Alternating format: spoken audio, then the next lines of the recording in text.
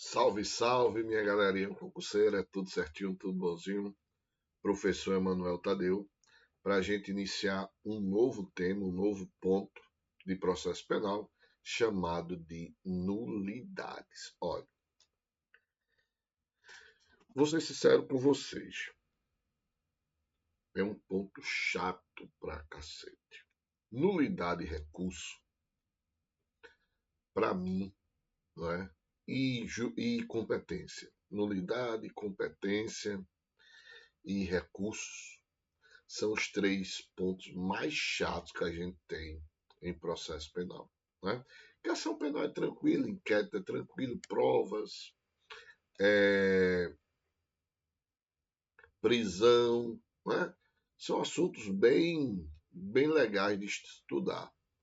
Mas, cara, olhe, sujeitos processuais também é tranquilo, mas a tal da nulidade e recurso é chato. Mas é aquela coisa, né? Ó, tá dentro do edital? Tá. Então, esquece que é chato e pensa somente em passar, não é? Pensa somente em passar. A gente não aguenta as chatices, né? Do nosso namorado, da namorada, do esposo, da esposa, não é? Do irmão, da irmã, do amigo, da amiga. Então, aguenta mais uma chatice também, tá certo? Então, ó, vamos lá. Então, nulidade. Quando você já vai para o nome nulidade, nulidade. O que é nulidade? Nulo, algo nulo, né? Então a gente pode dizer que nulidade seria um vício, uma falha, um defeito, né? Uma imperfeição. E essa imperfeição, esse vício, essa falha, vai atingir o quê? O ato processual. Então, essa nulidade que a gente vai estudar, ela vai atingir o ato processual. Tranquilo? Então vamos lá ver aí o conceito direitinho do que é nulidade. Então, conceito de nulidade. A posição majoritária da doutrina sustenta que nulidade é uma sanção processual para a parte que descumpre uma forma legal, ou seja, para aquela parte que criou o vício, não é? Para aquela parte que criou a falha, não é? Para aquela parte que criou um defeito. Então, é nulidade. Assim, o desrespeito a esta forma legal gerará a prática de um ato defeituoso. Então, no momento que você desrespeita a forma legal, ou seja, o que a lei determina, não é? Você gera a prática de um ato defeituoso, cuja sanção será o quê? A nulidade, e cuja consequência será o impedimento da geração de efeitos que o ato se esperava e que da lei se prevê. Então, lembre-se, ato administrativo, ato processual, tanto o ato administrativo como o ato processual, eles produzem efeitos. No momento que eu tenho um vício, que eu tenho um defeito nesse ato, ele torna-se nulo. Tornando-se nulo, ele não gera efeitos. Em razão disso, é que uma decisão judicial declarará nulidade, retirando os efeitos até quando, então, produzidos do ato inquinado de vício. Então, ó, uma decisão judicial, ela declara nulidade, retirando seus efeitos. Então, aquele ato geraria efeitos, mas com a decisão judicial, por conta da nulidade, não é? Retiram-se esses efeitos. Bem, para estudar nulidades, nós temos três sistemas. Eu botei três sistemas aqui, que é o da certeza legal, o da instrumentalidade das formas e um misto. Vocês vão encontrar em alguns livros apenas dois: certeza legal ou instrumentalidade das formas, né? Então, em alguns livros, até mesmo, né, em algumas apostilas, vocês, né, vão observar apenas dois, não tem um misto. Mas é melhor, gente. Eu fui para a maioria das apostilas, dos livros que tratam sobre os sistemas, e a maioria traz três sistemas, né? Esses três que a gente vai trabalhar, tá certo? Então é melhor pecar pelo excesso e, obviamente, não é? Porque pecar pela omissão. Então vamos lá.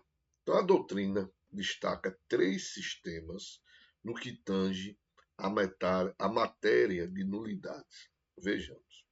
Então o primeiro sistema, chamado certeza legal, mas vocês vão encontrar em alguns livros também chamado de formalista. Em alguns livros ele é chamado de formalista. Por quê? Formalista, né? Da ideia de forma, porque prevalece o que está escrito na norma, não é? Então, por isso é formalista, certeza legal, certeza da norma. Então, também chamado sistema de legalidade das formas, por isso formalista ou legalista. O ordenamento legal estabelece expressamente em quais casos haverá a nulidade, não tendo o juiz margem de liberdade alguma, vê-se um rigorismo excessivo, não tendo como o legislador de forma abstrata prever todas as possíveis e imagináveis situações de invalidade de um ato processual. Então, aí ele traz o artigo 564 aí do Código de Processo Penal. E esse artigo 564, ele vai dizer quais são os casos de nulidade. Então ele vai dizer: a nulidade ocorrerá nos seguintes casos. Vou dizer dois deles: por incompetência, ou suspeição ou impedimento do juiz, por ilegitimidade da parte. São casos que causam nulidade. Então, o que ele está dizendo? Ele está dizendo o seguinte: ó, vamos dizer, a gente sabe que tem causa de impedimento e suspeição. O juiz cometeu, está dentro daqueles casos de impedimento e suspeição, acabou-se. A lei vai dizer, ó, esse ato é nulo, acabou-se. Por isso que é formalista, né? Por isso que ele fala em certeza legal. Já o sistema chamado instrumental, também chamado teleológico,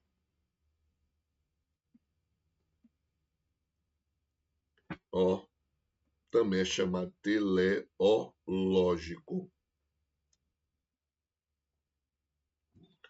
Ou, a maioria dos livros, né, chama sistema de instrumentalidade das formas.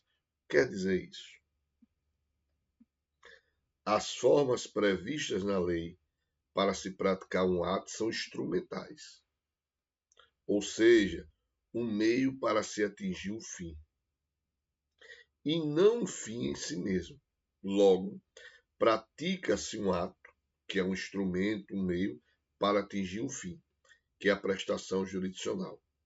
Então, o juiz avaliará se o ato praticado antes de ser invalidado atingiu a sua finalidade.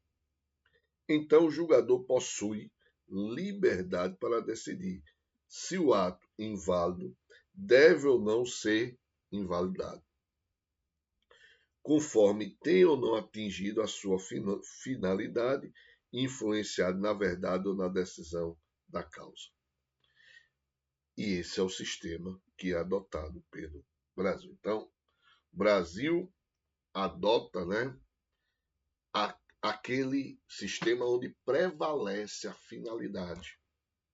O Brasil adota o sistema onde prevalece a finalidade, o objetivo do ato processual. Ou seja, a forma fica em segundo plano, não é? A forma fica em segundo plano. Então a gente pode ver isso tanto no processo penal, tanto no processo civil, não é? Então, tanto no processo civil quanto no processo penal, há uma propensão normativa para o sistema da instrumentalidade da SOR. Veja o que eu estou falando, tanto no processo civil como no processo penal, não é? Então, este é o nosso sistema, né? Agora, parte da doutrina entende que o sistema adotado entre nós é o misto, parte da doutrina. Mas, para a prova, a gente vai dizer qual o quê? Qual o sistema adotado? É o sistema da instrumentalidade das formas ou teleológico. Beleza? Mas vamos ver o misto. Misto. Parte da doutrina sustenta que o brasileiro é um misto, adotando tanto o sistema de certeza legal quanto a instrumentalidade das formas, permitindo que o juiz analise as pressões legais e investigue a influência da nulidade no resultado dos autos. Bem,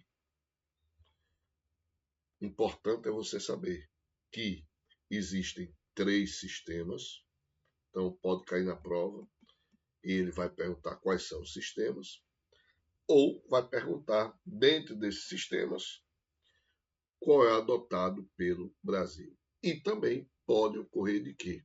De perguntar o conceito, né? Conceito da certeza legal, instrumentalidade das formas, sistema misto. Então, ele pode perguntar isso também. Mas está tranquilo aqui. Aqui é você decorar, saber quais são os sistemas.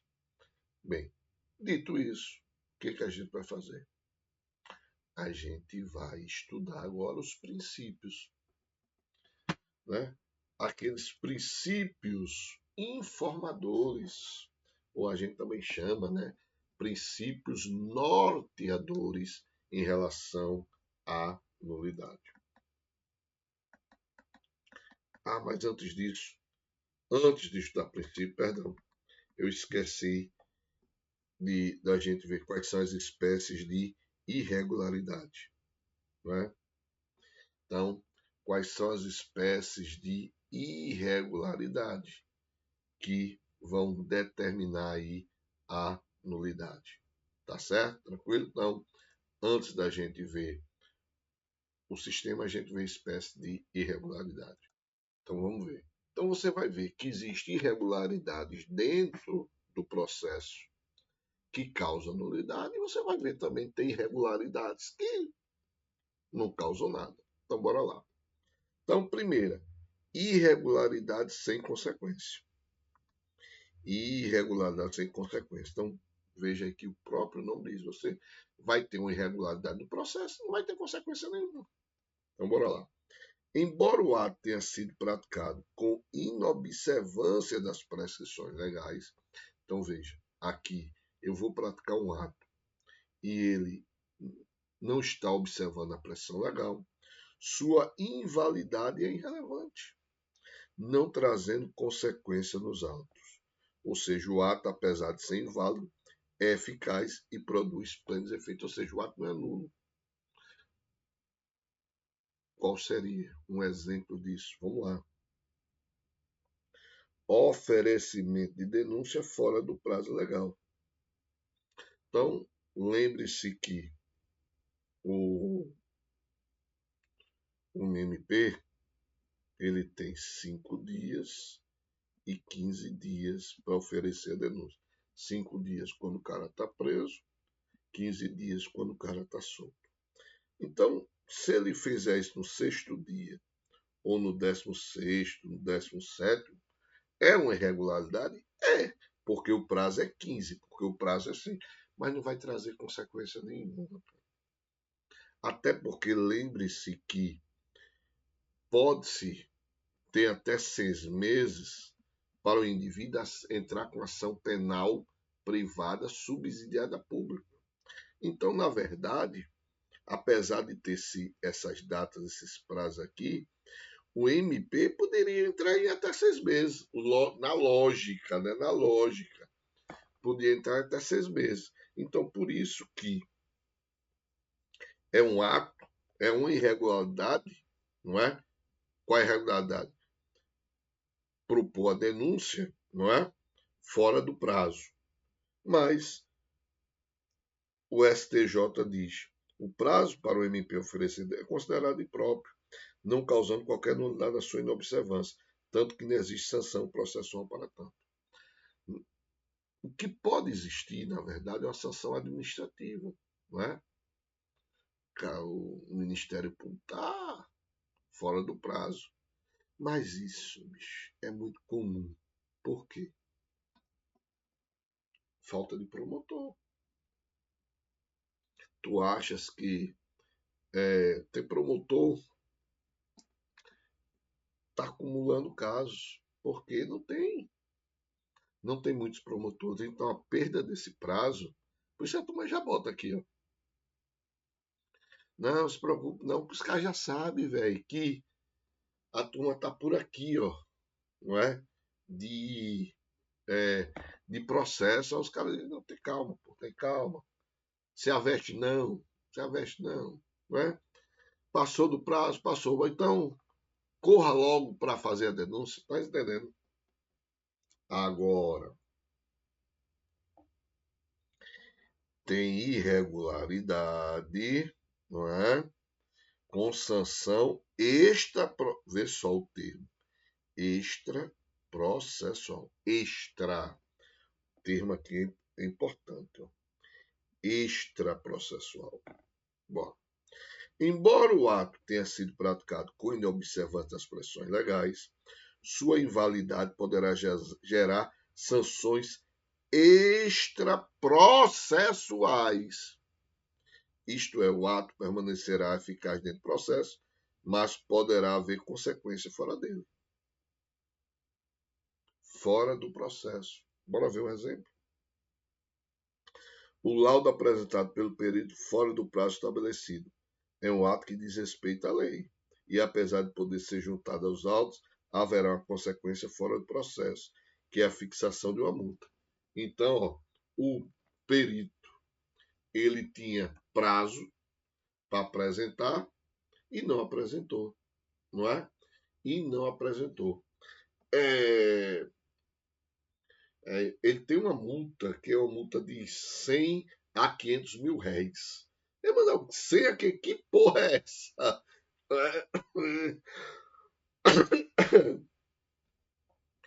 Lembre-se que esse código é da década de 40, né, pessoal? Então ainda era 500 mil réis, a moeda era réis. Então, eu não sei agora, aí não me pergunto porque eu não sei, não é de quanto vai valer aí esse valor. Aí bora lá. Aí vejam aqui que aqui é uma multa administrativa, né? Aí tu vai dizer, por que nesse daqui o promotor não é multado e aqui o perito é multado? Porque aí já existe processo. Então as consequências, né, são maiores. Aqui aqui não existe ação. Ele ainda vai fazer a denúncia, tá entendendo? E você tem a irregularidade com invalidação do ato. Então veja que você teve uma irregularidade sem consequência. Aí você tem uma irregularidade com sanção extraprocessual. E agora você vai ter uma irregularidade com invalidação do ato. E você também vai ter uma outra irregularidade com inexistência do ato. Tá certo? Então, bora ver essa com invalidação do ato. Depois a gente vê a irregularidade com inexistência do ato. Então, aqui, o ato é praticado. O ato é praticado com inobservância das prescrições legais e atenta contra o interesse público e o interesse das partes. Ó, aqui, ó, a irregularidade com invalidação do ato tem como consequência a declaração da nulidade. Agente processado sem ser citado. Claro, o ato tem que ser nulo. Por quê? Porque lembre-se que a Constituição diz: todo indivíduo tem direito à defesa. Não é? O indivíduo tem direito à defesa. Então, no processo judicial, tem que ter o contraditório e a ampla defesa. Seja no processo judicial, seja no processo administrativo, tem que ter o contraditório e a ampla defesa. Então, no momento que eu não tenho esse contraditório nem essa ampla defesa, mas ele está citado. A citação faz parte da ampla defesa, né? O cara se defender. Citação, intimação. Então, no momento que o cara não é citado, pô, ele não tem conhecimento do ato jurídico, da ação penal, da denúncia. Então, o ato tem que ser nulo. E para a gente fechar essa primeira parte, irregularidade com inexistência do ato. O ato é praticado com inobservância das pressões legais e de tão grave que é o desrespeito à lei, ele é considerado inexistente.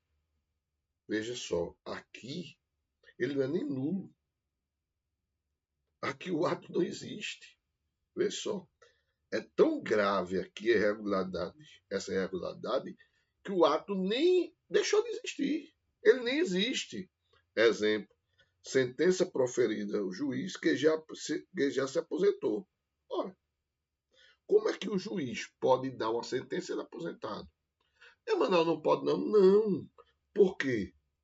Para que ele dê a sentença, tem que existir a investidura para ele exercer o quê? A jurisdição, que é a competência.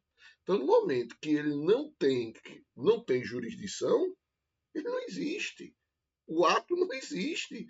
Tudo aquilo que ele praticar é inexistente. Beleza? Muito bem. Próximo bloco, a gente vai ver os princípios. Eu vou parar por aqui para vocês respirarem, não é? Para a gente não bugar a cabeça de vocês, tá certo? Então, sempre na tranquilidade. Suave na nave, tá certo? Então, fé, força, pessoal. E foco. Até o próximo bloco.